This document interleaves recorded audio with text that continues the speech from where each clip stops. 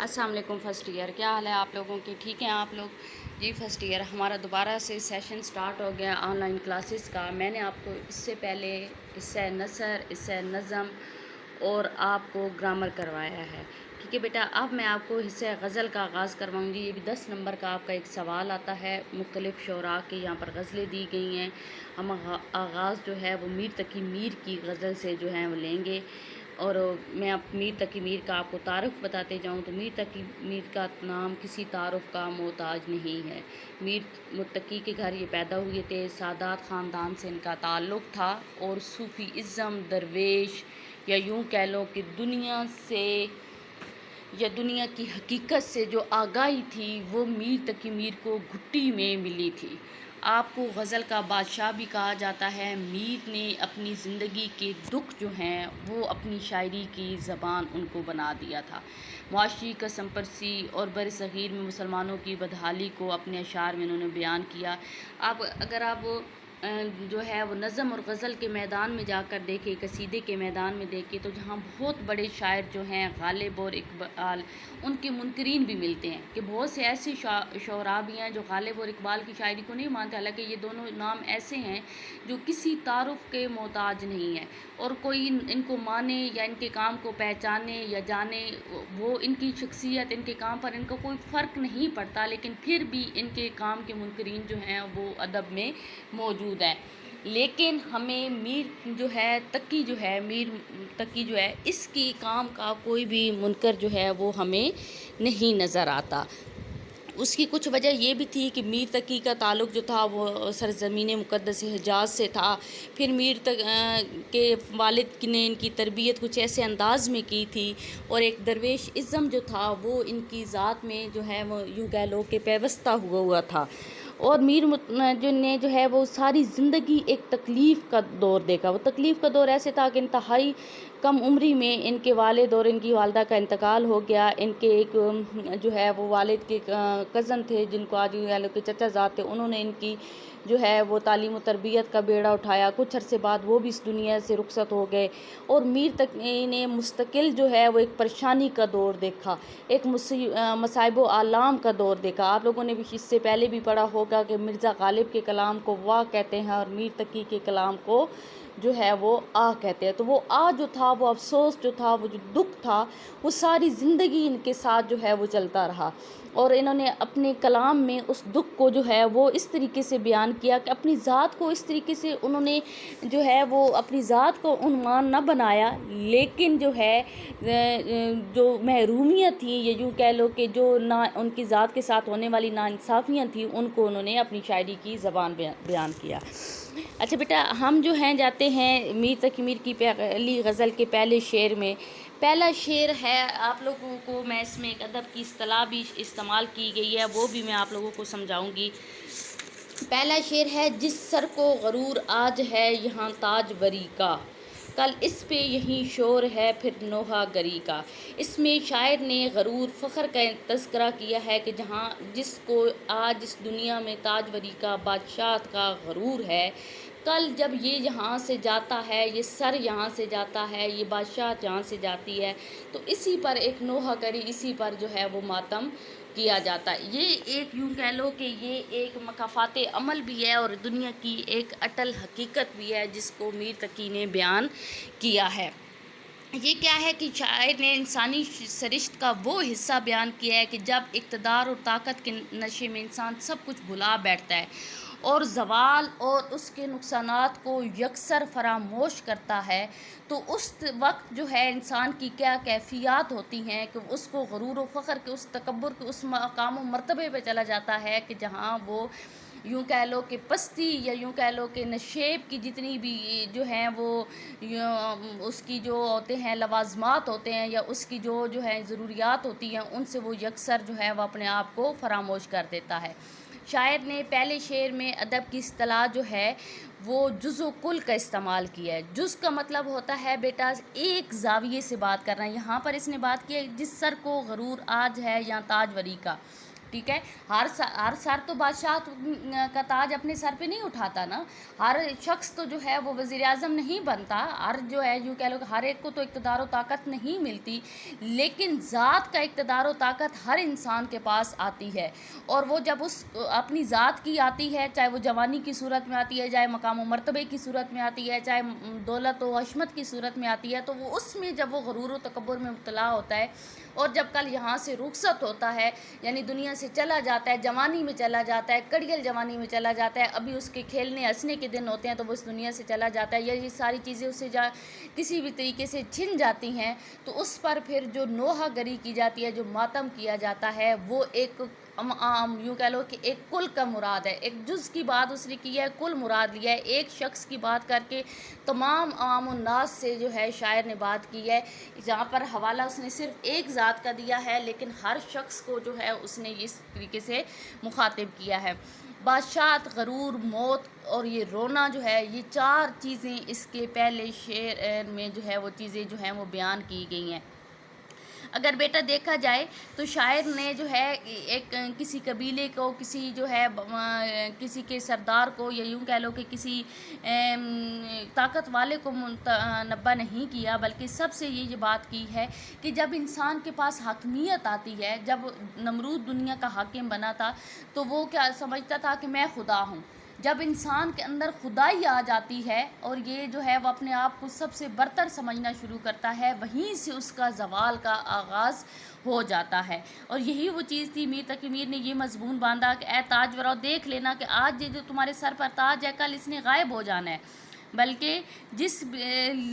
جسم پر تم نے بیش قیمت لباس پہنا ہوا ہے، بڑے اپنے آپ کو ناز و انداز سے سجایا ہوا ہے، بڑے خوبصورت طریقے سے اپنے آپ لوگوں کو رکھا ہوا ہے، بڑے بڑے محلات میں خوبصورت گھروں میں رہتے ہو، نت نئے خوشبودار کھانے، لذیذ کھانے کھاتے ہو، اچھے سے اچھا لباس پہنتے ہو، تو اگر یہ چیزیں چھن جائیں، اگر یہ تم سے جو ہے اور یہ لے لیا جائے، تو یہی ایک ماتمی رنگ جو ہوگا وہ تم نے پہننا ہوگا، اور تمام دنیا بھی تم پر افسوس کرے گی، اور تم خود بھی اپنے حالت زار پر افسوس کرے گے۔ اور یہ اس نے اس وقت کے جو ہے میر درد کا جو دور تھا، وہ ویسے بھی برصغیر میں طوائف الملوکی کا دور تھا، ہر طرف جو تھا وہ سازشیں تھی،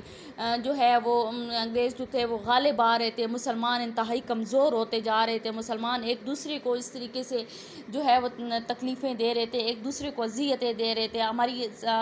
جو ہے یوں کہہ لو کہ ہماری اندرونی جڑیں جو تھیں وہ اس قدر کھوکھلی ہو چکی تھی کہ ہم اپنے پاؤں پر کھڑے ہونے کے قابل نہیں رہے تھے، اور یہی چیز جو ہے اس نے بیان کی تھی کہ جب لال قلعے پر حکومت کی تھی انگریز نے، تو اس وقت جو ہے جو جلال الدین اکبر کا ایک قول تھا جس نے کہا تھا کہ خاندان تیموریہ کو کبھی زوال نہیں ہوگا، تو وہ جو نسلی غرور تھا، وہ سب کچھ چیزیں تھی، وہ سب خاک میں مل گیا تھا، وہ اس وجہ سے خاک میں مل گیا تھا کہ غرور کو ہمیشہ مٹنا ہوتا ہے، جو تاجوری کا غرور ہوتا ہے، جو بادشاہت کا غرور ہوتا ہے، اس نے ہمیشہ مٹنا ہوتا ہے، اس نے ختم ہونا ہوتا ہے، اور اسی پر جو ہے اسی تاجوری کے چھن جانے پر، اسی مقام و مرتبے کے چھن جانے پر جو ایک کیفیت بنتی ہے، ایک نوحہ گری کی، ایک ماتم کی، ایک رونے دھونے کی کیفیت بنتی ہے، وہ یہ ہے کہ وہ ہر انسان کے ساتھ ہے۔ ہر انسان بادشاہ نہیں ہے، لیکن ہر انسان اپنی ذات کے اندر ایک بادشاہ ہوتا ہے، ٹھیک ہے، اپنی ذات کے اندر ایک حاکم ہوتا ہے، اور جب وہ اس حاکمیت کو اس مقام و مرتبے پہ جاتا ہے کہ جہاں غرور و فخر اس کی ذات کا حصہ بنتے ہیں، وہیں سے اس کا زوال جو ہے وہ شروع ہو جاتا ہے۔ دوسرا شعر ہے، اس شعر میں شاعر نے دنیا کی بے ثباتی کو بیان کیا ہے کہ دنیا کیا ہے، دنیا کی حقیقت کیا ہے، اور انسان دنیا میں کس طریقے سے آتا ہے اور کس طریقے سے یہاں سے چلا جاتا ہے۔ آفاق کی منزل سے گیا کون سلامت، آفاق سے آفاق افق کی جمع ہے، دنیا کو مراد لیا گیا ہے۔ آفاق کی منزل سے گیا کون سلامت، اسباب لٹا راہ میں یہاں ہر سفری کا، کہ یہاں پر جو ہر سفر کرنے والے کا مال و اسباب جو تھا وہ اس نے یہاں پر لٹا دیا ہے۔ تشریح طلب شعر میں شاعر نے جو ہے وہ دنیا کی بے ثباتی کا تذکرہ کیا ہے، شاعر نے انسان کو مسافر قرار دیا ہے اور دنیا کو ایک گزرگاہ قرار دیا ہے، اور ایک ایسی جگہ، ایک ایسی گزرگاہ جہاں سے کوئی بھی مسافر جو ہے وہ سلامت نہیں جاتا۔ جب انسان دنیا میں آتا ہے، جب ماں کے پیٹ سے جنم لیتا ہے، دنیا میں جب اس کا ظہور ہوتا ہے، جب وہ باہر نکلتا ہے، تو اس وقت اس کا دامن بدی سے، گناہ سے، ان تمام آلائشوں سے جو ہے وہ پاک ہوتا ہے، وہ انتہائی فرشتے کی مانند وہ دنیا میں جو ہے وہ اپنا قدم رکھتا ہے، لیکن جیسے جیسے وہ دنیا میں رہتا ہے، اس دنیا کا حصہ بنتا ہے، اس کے اندر حرص، ہوس، لالچ، طمع اور یوں کہہ لو کہ بدلہ، غرور، تکبر، یہ تمام چیزیں، کینہ، بغض اس کی ذات کا کہیں نہ کہیں حصہ بنتے جاتے ہیں۔ اور پھر وہ کیا کرتا ہے تو اپنی تمام تر صلاحیتیں جو اللہ تعالیٰ نے اس کو صلاحیتیں اس لیے عطا کی ہوتی ہیں کہ وہ دنیا میں اس کا نائب ہے، اس کا خلیفہ ہے، لیکن اپنے آپ کو جب وہ نفسانی خواہشات کی ہوس میں اپنے آپ کو جو ہے وہ اس قدر غرق کرتا ہے تو وہ اپنی معصومیت کو، اپنی فرشتہ صفت ہونے والی جو خصوصیت ہوتی ہے اس کو وہ ختم کر دیتا ہے۔ وہ خیر پاش ان تمام چیزوں کو کر دیتا ہے، اپنا وجود، اپنا جو ہے وہ کردار جو ہوتا ہے وہ گناہوں سے لبریز کر لیتا ہے، گویا اس کی معصومیت کو جو ہے وہ یہاں پر مٹ جاتی ہے اور اس کے اندر ایک حیوانیت جو ہے وہ آ جاتی ہے۔ اس لیے شاعر نے یہاں پر کہا ہے کہ وہ اپنے کام دھندوں میں اس قدر مگن ہو جاتا ہے کہ موت آ کر اس کا گلا دبوچ لیتی ہے اور اس کو پتہ ہی نہیں چلتا، اور وہ یہاں پر ہی اپنا سارا ساز و سامان جو ہے وہ یعنی اپنی صلاحیتیں جو ہیں وہ ساری وقف کر دیتا ہے۔ اور یہ جو موت کا بے رحم ہاتھ جب اس پر پڑتا ہے تو تب جا کر اسے جو ہے وہ اس چیز کا جو ہے وہ ہوتا ہے، یوں ادراک ہوتا ہے کہ وہ دنیا میں آیا کس لیے تھا، لیکن اپنا آنے کا مقصد جو ہے وہ یکسر جو ہے وہ فراموش کر دیتا ہے۔ سکندر اعظم یورپ میں پیدا ہوا، ٹھیک ہے، یورپ دنیا کا فاتح تھا، یورپ میں پیدا ہوا، پوری یورپ کو اس نے تسخیر کیا، تسخیر کرتے ہوئے افریقہ پہنچا، افریقہ کو تسخیر کرنے کے بعد، اس کو فتح کرنے کے بعد اس نے ایشیا کا رخ کیا۔ جب یہ جو ہے ہندوستان کا علاقہ جو ہے جہاں دریائے بیاس کے کنارے جب اس کی حالت خراب ہوئی، یعنی کہ وہ موت نے آ کر اس کو جو ہے یوں کہہ لو کہ اس کو دبوچا، تو اس نے مرتے ہوئے ایک وصیت کی تھی کہ میرے مرنے کے بعد میرے ہاتھ جو ہیں وہ کفن سے باہر رکھنا، کہ دنیا دیکھے کہ دنیا کا فاتح جو ہے وہ دنیا سے خالی ہاتھ جا رہا ہے، یعنی اپنا سب کچھ، اگر کچھ فتح بھی کیا، مال و اسباب لوٹا بھی، جو ہے اپنے آپ کو فنا بھی کیا، اپنی صلاحیتیں بھی گنوائیں، علاقوں کو تہتا کیا، مسمار کر دیں بستیوں کی بستیاں، تو پھر بھی اپنے ساتھ تو کچھ نہ لے کر گیا، اپنے ساتھ تو وہ اپنے جو ہے اپنا ایک وجود لے کر گیا، اپنے اعضاء لے کر گیا، باقی سب کچھ وہ یہیں پر چھوڑ گیا۔ تیسرا شعر ہے بیٹا، یہ ہے جو ہے ہر زخم جگر داور محشر سے ہمارا، انصاف طلب ہے تیری بیداد گری کا۔ اس میں شاعر نے اردو غزل کا روایتی موضوع بیان کیا ہے۔ اردو غزل کا روایتی موضوع میں نے آپ لوگوں سے پہلے آپ لوگوں کو غزل نہیں پڑھائی، میں نے آپ کو ساتھ ڈسکس نہیں کیا۔ جو فارسی اور اردو کی جو روایتی موضوع ہے وہ ہے کہ اس میں عشق و عاشقی ہے۔ غزل ویسے بھی آپ لوگوں کو پتہ ہوگا اس کے لفظی معنی جو ہیں وہ عورت کے بارے میں گفتگو کرنا، حسن و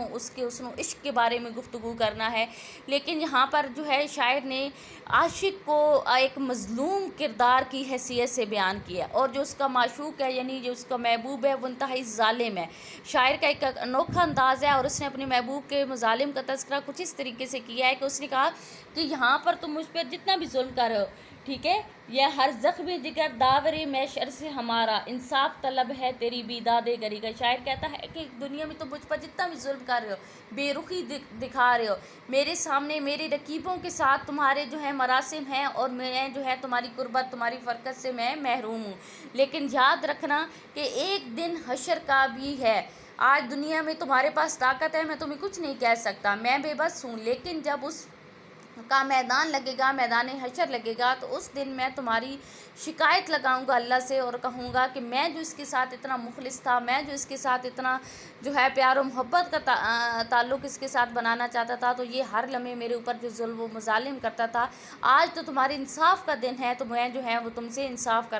کا تقاضا کرتا ہوں۔ شاعر نے جو ہے حشر کا نام لے کر اپنے محبوب کو تنبیہ کی ہے کہ اب بھی اپنے حالات جو ہے وہ سدھار لو، اب بھی اپنی حرکتیں جو ہیں وہ تبدیل کر لو، اور محبوب کو نصیحت کرتے ہوئے کہتا ہے کہ اپنے رویے پر غور تو کرو، کیا میں ایسے رویے کے قابل ہوں، کیا میں تمہارے اپنی محبت کے بدلے میں تم سے ایسا رویہ جو ہے وہ اس کا طلبگار ہوں، بلکہ میں تو تمہاری محبت و رحم جو ہے اس کا جو ہے وہ طلبگار ہوں۔ اور شاعر نے اردو غزل کا ایک روایتی موضوع جس میں عاشق مظلوم ہے انتہائی، اور اس کا معشوق جو ہے وہ انتہائی ظالم ہے، کٹھور ہے اور ضدی بن ہے، اور اپنے کیے پر جو ہے وہ اپنا کر کے اس پر نہ شرمندہ ہونے والا جو ہے، ایسا ایک کردار جو ہے وہ اس نے شاعر نے بیان کیا ہے۔ بیٹا جو چوتھا شعر ہے اس میں شاعر نے اردو ادب کی جو ہے اصطلاح جو ہے تشبیہ کا استعمال کیا ہے، اور اس جو ہے وہ اس طریقے سے استعمال کیا ہے کہ لے سانس بھی آہستہ کے نازک ہے بہت کام، آفاق کی اس کارا گئے شیشہ گری میں۔ اب بیٹا آپ لوگوں کو میں یہاں پہ ایک بتا دوں کہ تشبیہ، شاعر نے دنیا کو شیشے کے کارخانے سے تشبیہ دی ہے۔ جیسے شیشے کے بنے ہوئے گھر یا کارخانے میں پھونک پھونک کر قدم رکھنا پڑتا ہے، انتہائی احتیاط سے کام لینا پڑتا ہے، اسی طرح سے ابن آدم کو اس دنیا میں انتہائی محتاط رہنے کی ضرورت ہے، کیونکہ اس دنیا میں آنے کی ذمہ داری خود انسان نے اپنے اوپر لی تھی۔ یہ پھر آگے میں آپ کو اس کی تشریح کرواتی ہوں تو میں آپ کو سمجھاتی ہوں کہ بیٹا میر تقی میر نے دنیا کو ایسے کارخانے سے، شیشے کے ایسے کارخانے سے تشبیہ دی ہے جہاں پر کام ہو رہا ہے۔ اب کام کیا ہو رہا ہے؟ شیشہ آپ لوگوں کو پتہ ہے امارفس سالٹ ہے، اس سال کی تخلیق بہت محتاط اور نازک عمل ہوتا ہے۔ مولٹن گلاس مٹیریل یعنی پگھلے ہوئے تیز جو ہے پگھلے ہوئے شیشے کے مادے کو آہستہ آہستہ ٹھنڈا کرتے ہوئے احتیاط سے ہلاتے ہوئے شیشے میں تبدیل کیا جاتا ہے۔ بے احتیاطی اگر کی جائے یا یوں کہہ لو کہ ذرا سی غفلت برتی جائے تو وہ ایک تو وہ کام درست نہیں ہوتا، اور دوسرا اس سے اپنے آپ نے وجود کو بھی زخمی ہونے کا امکانات جو ہیں وہ 100% اس میں موجود ہوتے ہیں۔ یہاں پر شاعر نے یہ کہا ہے کہ کیا کر لے سانس بھی آہستہ، کہ پھونک پھونک کر قدم رکھ اس شیشہ گری میں، کہ یہ جو ہے یہ کیا ہے کہ یہ تمہارے لیے تمہاری سختی کو یہ برداشت کرنے کے قابل نہیں ہے، اور یہ دنیا جو ہے یہ ابن آدم کے لیے ایک شیشے کا کارخانہ ہی ہے۔ ٹھیک ہے، ابن آدم نے جو ہے اس میں کس طریقے سے رہنا ہے؟ ابن آدم نے پھونک پھونک کر قدم قدم پر بدی اس کا استقبال کر رہی ہے، قدم قدم پر غفلت اس کا استقبال کر رہی ہے، قدم قدم پر جو ہے یوں کہہ لو کہ گمراہی اس کا استقبال کر رہی ہے۔ اب ابن آدم کا ہے کہ ابن آدم نے جو اپنے ذمہ داری لی ہے، جو کہ ہم جو ہے عالم ارواح میں اسے دی گئی، سورہ الاحزاب میں اس کا واضح طور پر تذکرہ موجود ہے کہ انسان ہم نے یہ بار امانت جو ہے زمین و آسمانوں کی طرف منتقل کرنے کو چاہا تو آسمان نے انکار کر دیا، پہاڑوں نے انکار کر دیا، زمین نے اس کو لینے سے انکار کر دیا، اور انسان انتہائی جاہل ہے کہ اس نے یہ ذمہ داری، یہ خلافت کی ذمہ داری جو ہے، یہ بار امانت جو ہے اس نے اس کو اٹھا لیا ہے۔ اب جو ہے یہ جو انسان ہے اس کے لیے دو طرح کے راستے ہیں، خیر بھی ہے شر بھی ہے، لیکن جو شر ہے اس کے اندر اتنی طاقت آئی پڑی ہے، اس قدر اس کے اندر مضبوطی ہے کہ وہ فوراً سے اپنے انسان کو اپنی طرف کھینچ لیتا ہے۔ تو یہاں پر شاعر نے کہا ہے کہ تمہارے لیے انتہائی محتاط رہنے کا کام ہے، انتہائی جو ہے تم نے اس طریقے سے زندگی گزارنی ہے جیسے تم شیشے کے کارخانے میں کام کر رہے ہو، اور تم نے ذرا سی بھی غفلت کی تو تمہارا چھوٹا سا جو ہے وہ ایک قدم جو تم نے سوچ و بچار کے بغیر اٹھایا، خدا کی رضا کے بغیر اٹھایا، تو وہ روز قیامت تمہیں سرخرو نہیں ہونے دے گا۔ اور دوسرا اگر ہم اس طریقے سے بھی اگر دیکھا جائیں تو ہم حقوق العباد کے سلسلے میں ایک دوسرے کے ساتھ اس قدر پیوستہ ہیں، جڑی ہوئی ہیں کہ ہمیں ہر لمحے دوسروں کی نازک مزاجی اور اس کے جذبات کا خیال رکھنا پڑتا ہے، احترام کرنا پڑتا ہے۔ اگر ذرا سی بھی ہم کوئی اپنی زبان سے ایسے الفاظ، اپنے اقدام سے ایسا کچھ شو کرتے ہیں تو جو دوسروں کے لیے اذیت کا باعث بنتا ہے تو وہ اس کے لیے انتہائی تکلیف دہ ہو سکتا ہے۔ اوکے کلاس، انشاءاللہ تعالیٰ پھر ملاقات ہوگی۔